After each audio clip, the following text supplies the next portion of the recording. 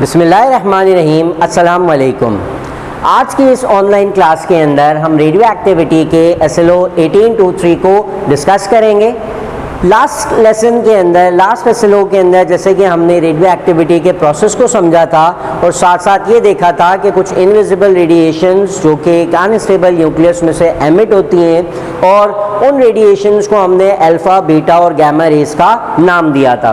तो हमें उन्हीं अल्फ़ा, बीटा और गामा रेस की नेचर, उनकी आयोनाइजेशन इफ़ेक्ट और उनकी पेनिट्रेशन एबिलिटी को यहाँ पर डिस्कस करना है। तो सबसे पहले हम नेचर से लेकर चलते हैं।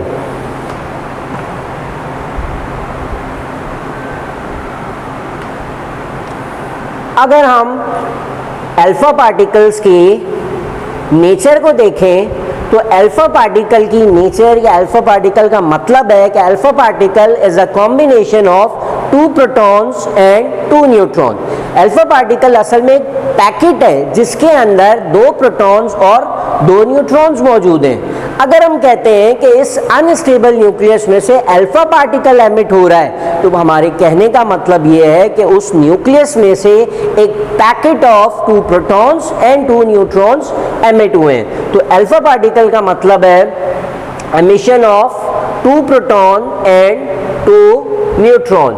इस 2 प्रोटॉन और 2 न्यूट्रॉन का जो एक कंप्लीट पैकेज है, एक पैकेट है जो कि न्यूक्लियस में से एमिट हो रहा है, उस पैकेज को हम अल्फ़ा पार्टिकल कहते हैं।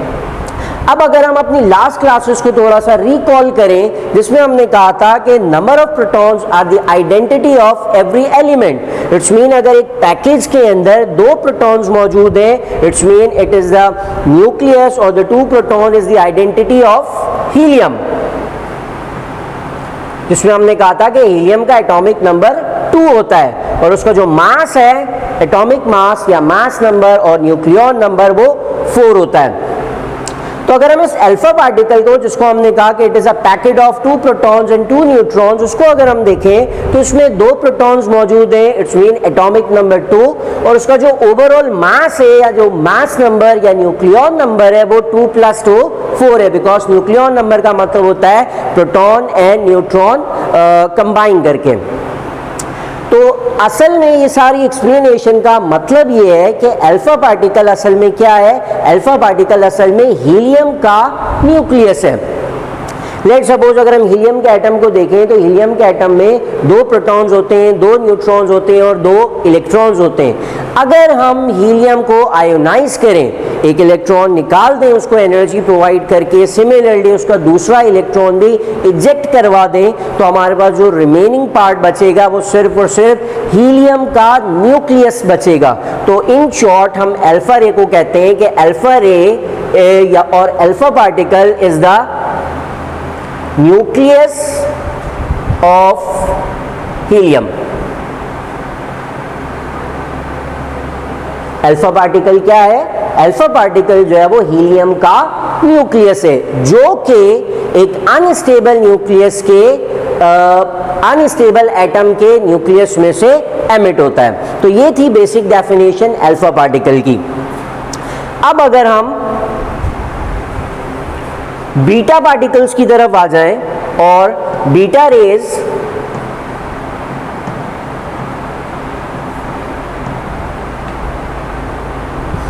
तो जिस तरह से हमने अल्फ़ा रेज के अंदर देखा कि 2 प्रोटॉन्स और 2 न्यूट्रॉन का एक पैकेज है जो कि न्यूक्लियस के अंदर से एमिट होता है, और उसको हमने डिफाइन किया कि alpha particles are the nucleus of a helium atom. Similarly beta rays are fast moving electrons.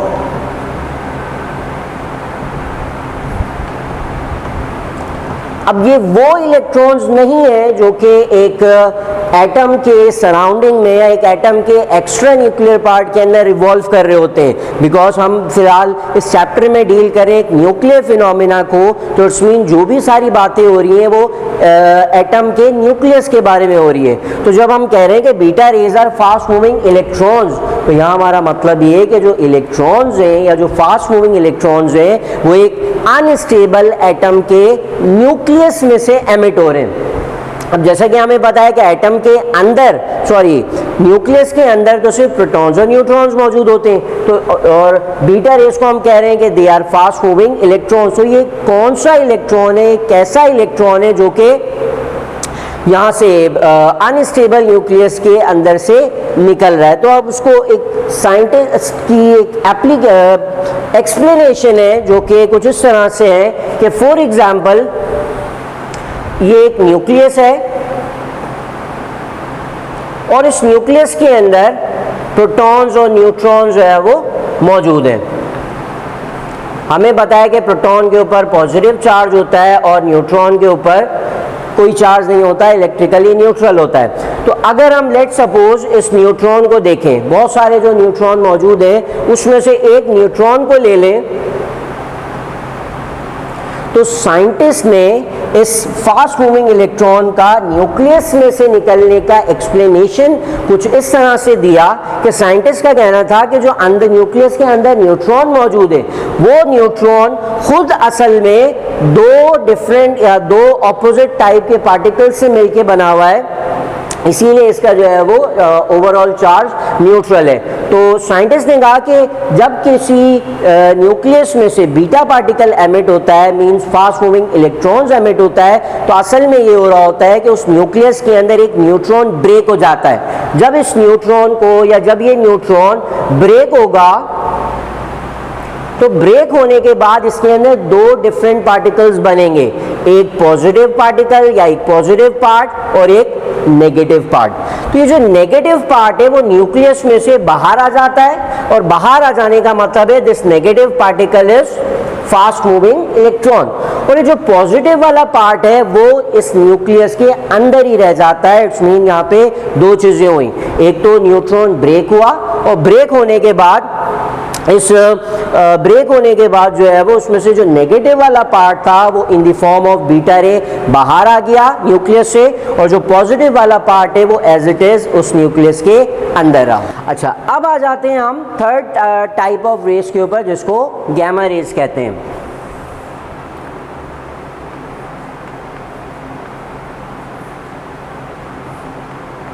जिस तरह हमने यहाँ पर अल्फा रेज, बीटा रेज और गैमा रेज को अल्फा रेज और बीटा रेज की नेचर एक्सप्लेन की कि alpha rays are helium nucleus and beta rays are fast moving electrons.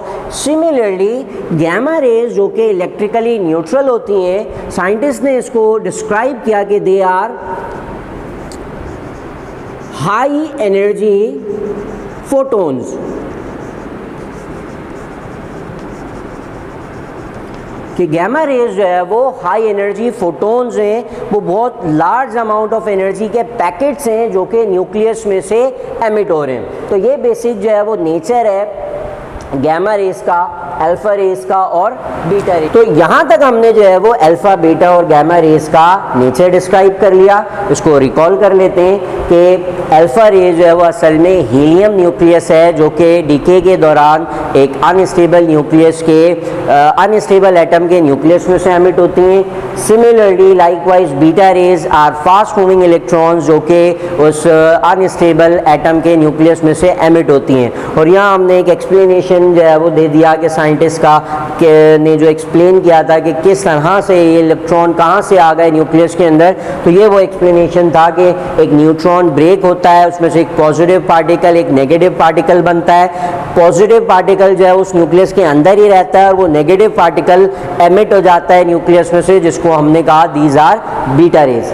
Similarly gamma rays जो है वो हाई एनर्जी फोटॉन्स हैं जो कि एक अनस्टेबल न्यूक्लियस के अंदर से एमिट होती है। तो यहाँ तक हमने नेचर को डिस्कस किया अल्फा, बीटा और गैमा रेज के, जो यहाँ मैंने कुछ पॉइंट्स बना के मेंशन भी कर दिया है। अब आ जाते हैं सेकंड पॉइंट पर, that is ionization effect. Ionization और आयोनाइज का मतलब ये है कि एटम का ब्रेक होना।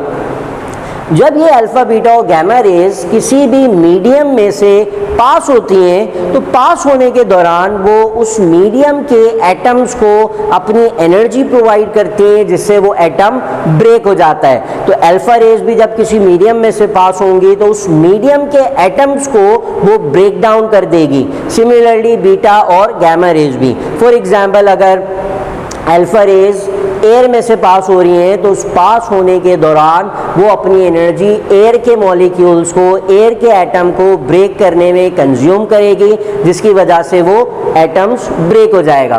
तो अगर हम आयोनाइजिंग एबिलिटी की बात करें,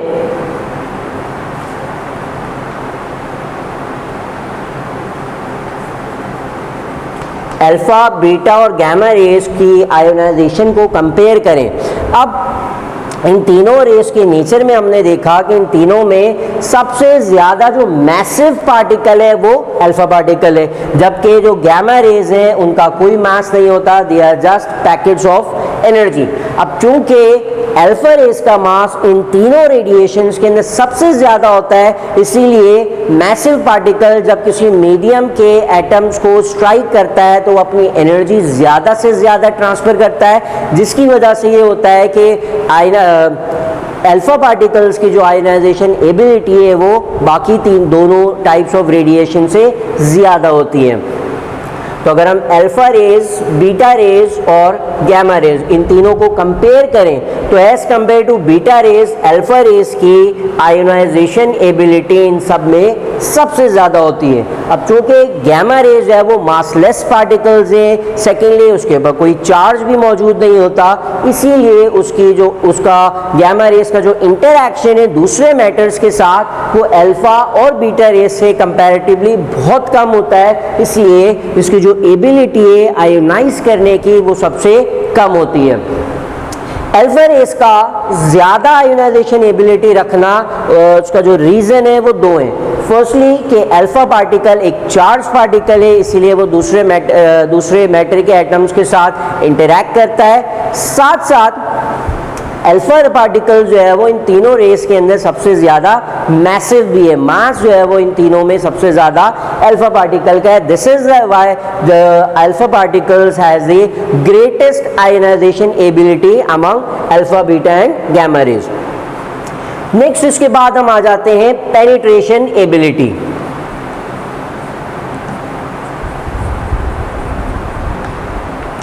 अब पेनिट्रेशन का मतलब है कि जब अल्फा, बीटा और गामा रेज जब किसी मीडियम से पास हो रही हैं तो वो उस मीडियम में कितना ट्रैवल कर सकती हैं, कितना पास थ्रू हो सकती हैं उस मीडियम में या एंटर हो सकती हैं, उसको कहते हैं पेनिट्रेशन। तो फॉर एग्जाम्पल यहाँ से अल्फा, बीटा और गामा रेज ये तीनों रेडिएशन जो है वो एमिट हो रही है और ये वो मीडियम है जिसमें से ये अल्फा, बीटा और गामा रेज पास हो रही हैं। अब जैसे कि अल्फा का हमने कहा कि अल्फा अपनी ज़्यादातर एनर्जी कंज्यूम कर देता है एटम्स को आयोनाइज करने के लिए, इसीलिए वो खुद किसी भी मीडियम में ज़्यादा अंदर तक ट्रैवल या ज़्यादा पास थ्रू नहीं हो सकता, बिकॉज उसकी जो एनर्जी है वो आयोनाइजेशन करने के अंदर यूटिलाइज हो जाती है। सिमिलरली अगर हम गामा को देखें तो गामा रेस की जो आयोनाइजेशन एबिलिटी है वो सबसे कम है। इट्स मीन वो दूसरे एटम्स के साथ, उस मीडियम के एटम के साथ बहुत ज़्यादा इंटरैक्ट नहीं करता गामा रे, इसीलिए वो अपनी एनर्जी किसी भी मीडियम के अंदर ट्रैवल करने के लिए कंज्यूम करता है। अगर हम बीटा को देखें तो उसकी जो पेनिट्रेशन एबिलिटी है वो अल्फा पार्टिकल से ज़्यादा होती है और गामा रेस से कम होती है। तो अगर हम इन तीनों की पेनिट्रेशन एबिलिटी को आपस में कंपेयर करें, अल्फा, बीटा एंड गामा, तो हमने देखा कि penetration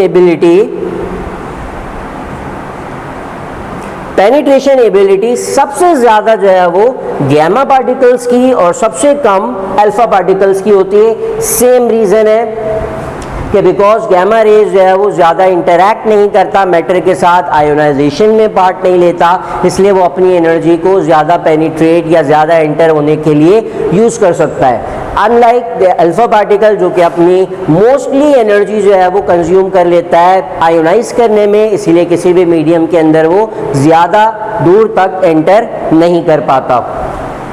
at last penetration ability है कि हमने देखा, कंपैरिजन कर लिया इन तीनों का। अगर हम इसको समराइज कर लें कंप्लीट SLO को, तो हमने इसमें अल्फा, बीटा और गामा रेज का नेचर देखा कि अल्फा रेज डबली पॉजिटिव होते हैं और उसका जो मतलब है अल्फा पार्टिकल का, it is helium nucleus. Similarly beta rays को देखें तो they are fast moving electrons and they have single negative charge. Gamma rays को अगर देखें तो gamma rays are packets of high energy photons. Ionization and then penetration, जिसमें ionization का मतलब था ability to break down the atoms of the medium through which alpha, beta और gamma rays are passing. तो अल्फा रेज जो है वो सबसे ज़्यादा आयोनाइजिंग और गामा रेज जो है वो लीस्ट आयोनाइजिंग रेडिएशन है। रीज़न हमने कहा कि अल्फा पार्टिकल जो है वो चार्ज होता है और इन तीनों रेज के अंदर सबसे ज़्यादा मैसिव जो है वो अल्फा पार्टिकल है, इसीलिए उसकी आयोनाइजेशन सबसे ज़्यादा होती है। पेनिट्रेशन की बात करें तो उसका मतलब होता है कि किसी भी मीडियम में से ट्रैवल करते हुए वो कितना अंदर तक, कितना पास थ्रू कर सकती है रेडिएशन, जिसको पेनिट्रेशन कहते हैं। अब कंपेयर करें तीनों को तो alpha rays least penetrating and gamma rays जो है वो most penetrating is for the same reason कि the alpha particles are massive and gamma rays are massless particles. अगर हम आयोनाइजेशन और पेनिट्रेशन को आपस में कंपेयर करें कि अल्फा रेज की आयोनाइजेशन सबसे ज़्यादा है और गामा रेज की पेनिट्रेशन एबिलिटी जो है वो सबसे ज़्यादा है। तो अगर हम आयोनाइजेशन और पेनिट्रेशन को आपस में रिलेट करें तो उसमें आयोनाइजेशन और पेनिट्रेशन आपस में इनवर्सली प्रोपोर्शनल है। अगर कोई पार्टिकल अपनी एनर्जी आयोनाइजेशन के अंदर यूटिलाइज कर रहा है तो उसकी आयोनाइजेशन ज़्यादा होगी, जिसकी वजह से पेनिट्रेशन कम हो जाएगी। गामा रेज को देखें तो उसकी पेनिट्रेशन ज़्यादा है बिकॉज वो अपनी एनर्जी आयोनाइजेशन के अंदर यूटिलाइज नहीं कर रहा। तो ये था हमारा आज का SLO जिसको हमने डिस्क्राइब किया। इंशाल्लाह नेक्स्ट क्लास के अंदर जो है वो हम फर्दर SLOs को एक्सप्लेन करेंगे। Thank you very much.